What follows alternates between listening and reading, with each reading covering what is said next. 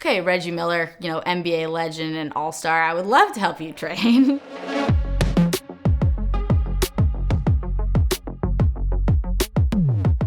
So when I broke my back, I had to switch to doing a lot more cycling. I could still ride, which was great, which kind of still gave me the outlet to stay happy, because cycling is really what makes me happy. And an interesting turn of events, I never expected to get an Instagram message from Reggie Miller, but I got one that said, hey, I'm training for this 100-mile road race. I would really like some help building fitness on the road, because I'm not super comfortable just riding on roads. Reggie comes from more of a mountain biking background, and I was kind of like, wow. So we end up, our first time we met, we rode for 5-6 hours together, and it's great. Cycling is one of the only things that you can kind of meet up with a total stranger and feel comfortable just talking about your paths to where how you got to the place that you are in that moment, which is pretty great. So trained with him a little bit, and then because he comes from a mountain biking background, he inevitably was like, what, do you ever do anything off-road? He was helping organize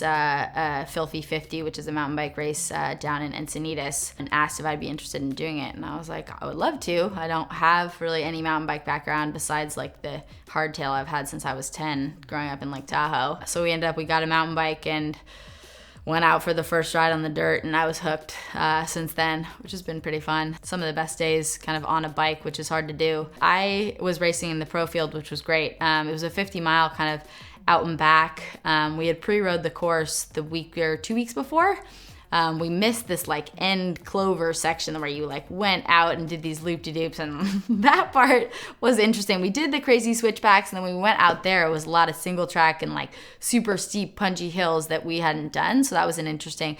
It was pretty fun because Reggie actually caught up to me in that moment when we've hit this area that we hadn't done, and it was like, okay, let's go. Here we are. We have our matching outfits on. Let's.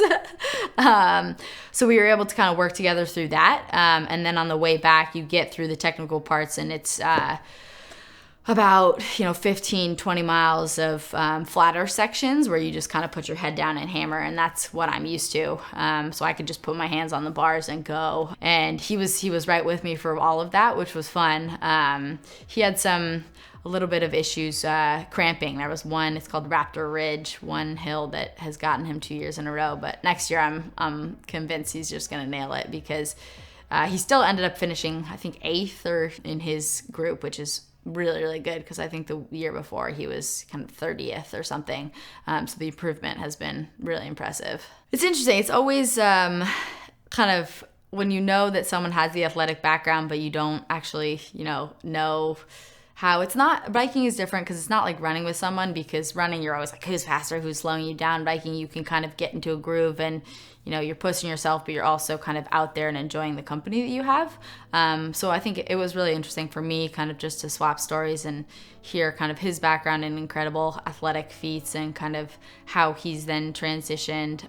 The biggest thing that struck me was kind of the motivation and still the discipline that he has. He's carried everything that he learned from his time in the NBA kind of into mountain biking, and I think one of the rides we did, he had a 4-hour ride, and we had done 3 hours and 56 minutes, and we spun around the block because we needed 4 more minutes, and that kind of indicated to me it's never stop short.